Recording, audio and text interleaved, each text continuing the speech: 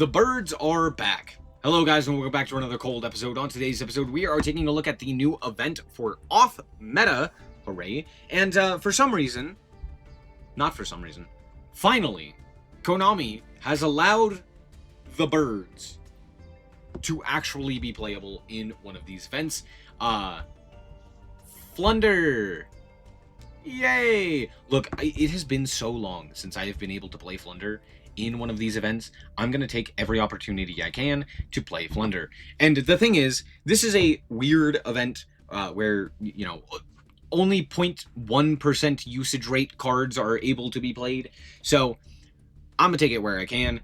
This is the deck that I ended up playing.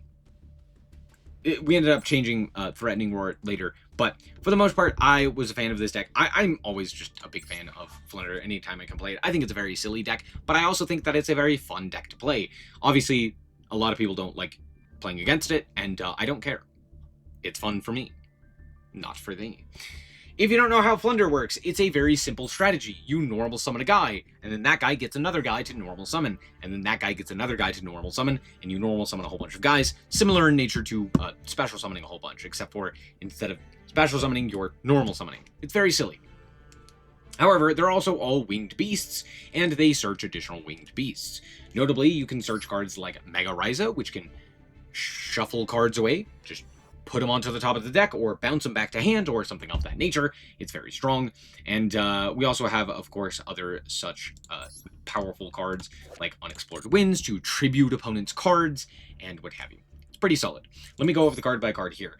We have Robina, which searches out the level 1 monster, or level 4 or lower, I should say, winged beasts. We have Eaglin, which searches the level 7 or higher. We have Stree, which banishes. And we have Toucan, which adds back from the banish pile. All of them, if they activate and resolve their effect, can then additionally normal summon a winged beast monster, giving you the ability to chain Robina and Eaglin and Stree into additional things, and it's pretty nice.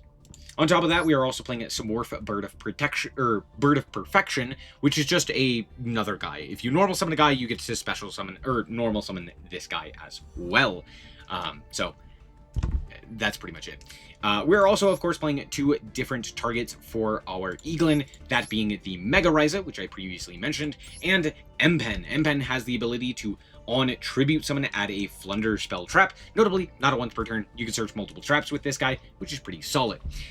Generally, what we will be searching, if we don't already have it, is Magnificent Map, which says during the main phase, you can reveal a level 1 Flunder and banish a Flunder card, and then immediately normal summon the revealed monster, giving you the ability to go and, you know, start with something like an Eaglin to grab a Robina, or something else of that nature, basically doing the whole line with this singular card and a name in, or a level 1. From there, you can just do the entire line as previously mentioned. Cool. We also have Advent of Adventure, which is just a banish a winged beast to add a Flunder monster or a field spell from your deck to your hand. It's pretty solid. All of these can be banished. All of the monsters can be banished for that. It's pretty solid. We are also playing a few additional cards here, which are kind of silly. We're playing War Arthau, which is if you have a level 1, you can add another level 1. It's pretty nice. Then we have Jack in the Hand. You reveal 3 level 1s. Your opponent adds 1 to their hand, and you add the other one, or add one of the other 2 to your hand, and then shuffle the third back into the deck. As for the rest of the cards here, Unexplored Winds. Unexplored Winds allows you to tribute one of your opponent's cards for the tribute summon of a 2 tribute monster, so it's pretty solid. On top of that, you can shuffle away some of your cards and cycle them for additional, some of your winged beasts in order to draw the same amount. So if you have a whole bunch of dead cards in your hand, like the high-level monsters, you could potentially shuffle them back to grab some of your more impactful monsters. We're also playing a whole bunch of traps because we can't play hand traps, so there's that. I would play Book of Moon or Book of Eclipse, but they are not playable for some reason. So we have Jar of Greed instead, we have Threatening Roar, we have Different Dimension Ground, we have Heavy Duster, and we have 2 of the Dreaming Town, which is one of the main ways that you can actually start playing on the opponent's turn, or more specifically, actually interact with the opponent. But yeah, Dreaming Town gives you the ability to, during the main phase, just normal summon one of your level 4 or lower guys, and then also if you tribute summon a level 7 or higher while this is in the grave, you can then banish it to book all of your opponent's monsters. It's a pretty nice additional effect tied to it. As for the extra deck, it doesn't matter. We never go into it because all of these lock us into normal summons for the rest of the turn, and you can't special summon if you elect to go into any of these guys. So there's that. Let's hop into the replays and show you how this deck performed. Alrighty, here we are going first, and this is a pretty good hand. Look at that. We drew map even. We're going to start off here with the map, and then we're going to activate the effect of the quick play to grab the Robina. Then we can reveal the Robina in our hand in order to banish one of our other guys. We're going to banish the Eaglin, and then normal summon the Robina. Now, what I should have done is probably just banish something like the continuous spell or something else of that nature. So a bit of goof on my part. We're gonna go for the Eaglin here. We're gonna grab the M-Pen. We're gonna activate the effect of the toucan, or sorry, we're gonna normal summon the toucan to grab the M-Pen. Then we're gonna tribute summon into the M-Pen, and we're going to also add back the Robina. Oh, forgot to mention, all of the level 1s add themselves back, and they all banish themselves if they would leave the field. We're going to go for the Where Art Thou now, and we still have our extra normal here, so we're going to go for the M-Pen again, get an additional search here, and grab up the quick play. Now we can go for the tree. We're going to banish one additional card, and then just set 2 and pass. We need to keep this guy in hand so that we have a way to normal summon off of the Magnificent Map, or off of the field spell. Not field spell, the trap card here. Our opponent is going to reveal that they're on Valmonica, and I don't know what they're doing, but they did decide to normal summon, so map triggers, giving us the ability to go for Toucan and Eaglin, and Toucan's going to add back that quick play that we banished earlier off of the Stree. We're going to go for the normal summon of the Eaglin. Eaglin is then going to use go into the Mega Monarch. I should have attributed one of these two. I don't know why I attributed Stree. This card additionally has the ability to bounce itself back to the hand, or just bounce an additional card if you tribute a wind monster, and I didn't do that, so oops, it's fine. With the help of the Unexplored Winds, we actually tribute the other Pendulum that they have, and then we can put back onto the top of the deck their trap card here, which does have the ability to activate, as well as their Pendulum, kind of cutting them off of all of their resources there. And that's it. Good game. Alrighty, here we are once again going first, and, well, here's the Unexplored Wind help. We're going to shuffle back 2 cards in order to draw 2, and hey, we draw Robina. This is obviously the card that we want to start with, but we're actually going to grab Bird of Perfection, which may actually come back to bite me in the butt, but it's fine. We're going to go for Perfection here. We're going to summon it before activating, or after activating the Eaglin. Eaglin's going to grab the M-Pen and additionally tribute summon the M-Pen. We're going to go for the Robina as well, to add itself back to hand. Coolio. We can go for the map here. We're almost always going to go for map.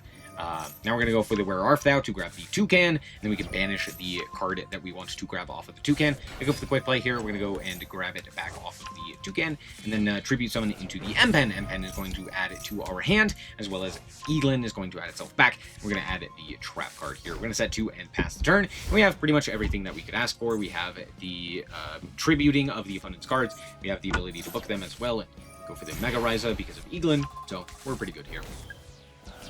Our opponent's on Valmonica once again, but this time they actually have a little bit more of an understanding of how our deck works, because instead of actually normal summoning, they decide to special summon using their Pendulum summon to special summon out the other Valmonica, the Cellatrice. Now, that doesn't matter, because we can just go for the trap here, go for the Eaglin, go for the Toucan, and at this point we can grab the additional body off of the Eaglin for the Ryza.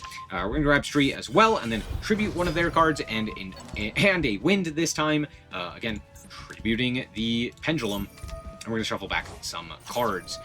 We're also going to book their field, thanks to the trap. Yes, that is how that works. Isn't that crazy? We're going to shuffle away the cards. They're going to send a card, sure. They don't have Pendulum, so I'm actually the one deciding what they can special, what they can do, and so yeah, they end up just not really getting any value. I forced them to send a guy, which is cool, and then because they had the Spooky Dogwood in their graveyard, because the Loner deck has that for some reason, instead of summoning the other guy that would have actually done something for them, the Pendulum that was in the grave, I forced them to special summon back the Spooky Dogwood, which does nothing. Yeah, haha, funny.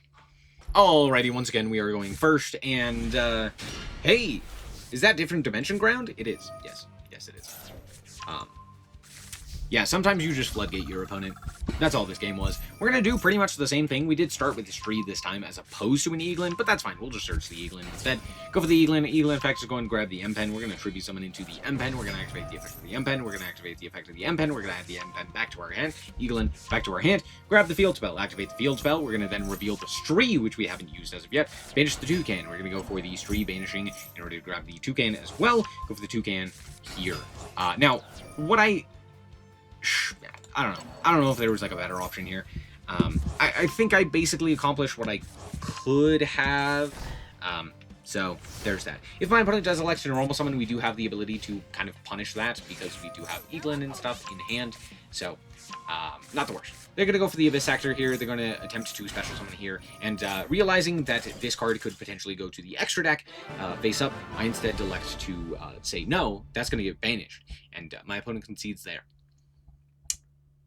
To be fair, I don't know how they deal with M-Pen anyway, but good game. Alright, we're back with the deck, and honestly, I have missed this deck. When this deck came out, a lot of people were very frustrated with it, rightfully so, because basically what it turned into was search out Barrier Statue, normal summon Barrier Statue, win the game because the opponent can't do anything. Yay! Now, here's the thing. In current year, the Barrier Statue is banned, and M-Pen is not nearly as good. It's just straight up, like, all of these cards are just worse, right? They are very susceptible to hand traps. They are very susceptible to almost anything. And their actual forms of interaction are not great. They're not terrible, but they're not great, right? A lot of them are reliant on, like, floodgates, right? However, in this event, I will say, at least they're cool. I don't know, I just like the birds. I think that they're fun. I think they're a goofy deck to play, and for the most part, I just never get to play them, even though they're just terrible 99% of the time. There are so many events where they're just banned for no reason. Konami just hates them. So, very frustrating. But hey, finally, we got an event where we could actually play the birds. So, I'm happy about that. That's going to be it. Thank you guys so much for watching. Hope that you guys did indeed enjoy it, and remember to always stay frosty. Bye-bye.